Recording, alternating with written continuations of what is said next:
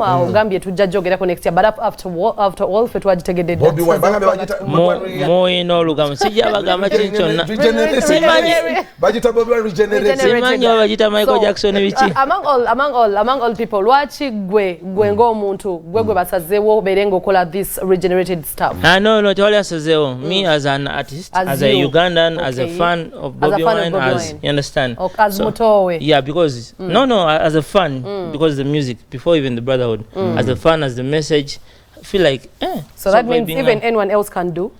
Yeah, if you ask for permission, you can do. I think if you're doing, I think they don't have any problem. If you're doing it for the positive, you can do it. Kakayimba chigwe kwa yagala tash akudiremu. Nange Machance. Oh, that's Wanji. Machance yakola chi. No, I just love the song, people. I just love the song. Yakunzira mu luyimba olita. I'm a Batman made dump for intermediation. Ono musajja ayengedde cheka wabiene zidemo zaffe musajja go. Yakoze da challenge ne mutabani we mu luyimba. But that's for next year. Yeah, just wali tudi kabumba oshegera. I think it's a good idea. Very. I think tulina kintu kyetwele to me singa tetalaba Bobby challenge tukolera. So if someone comes up with that an idea, I believe tujaba tunyumirwa. Ndozo tuwayo ne concert. Byonna tujja bikola hopefully guys tulina kwesi all of us rugendo nkoze vibe kyekyo making sure that I get more fans and banyumira music they get to know Dax Vibes.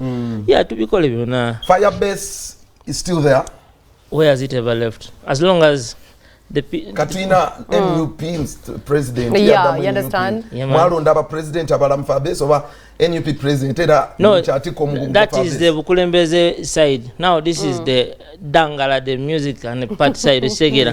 Katwojeno president walero wimba upya ono buina bulaba wali wonna. Nemu Dangala ya chali president. Ate mubi are serving abulunji and all that. Neta chatuwanda. Tachatuwanda ngo twasubira mu Kale kama is also working on an album. Okay. Yeah, nako nkako wade toka mankati. Wade fulantina. Bideko na fe. But he's releasing. He released the song about 2 months ago. Yeah, nana kaimane Nubian. The things are coming out. Yeah, just wakuba kati omanyi emirimu gy'eggwanga gibadde gimusikeno neno. So his time has to be divided between the music and all that. But bafani ba music abalowoozaako. So very soon big things are going. What is your position now? Bewa position go chali muto. Position wali atandise okula.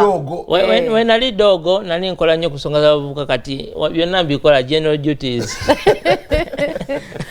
Dax Vibes. Yeah, man. First, you're the youngest in the Sentinel Chifana to bet to China.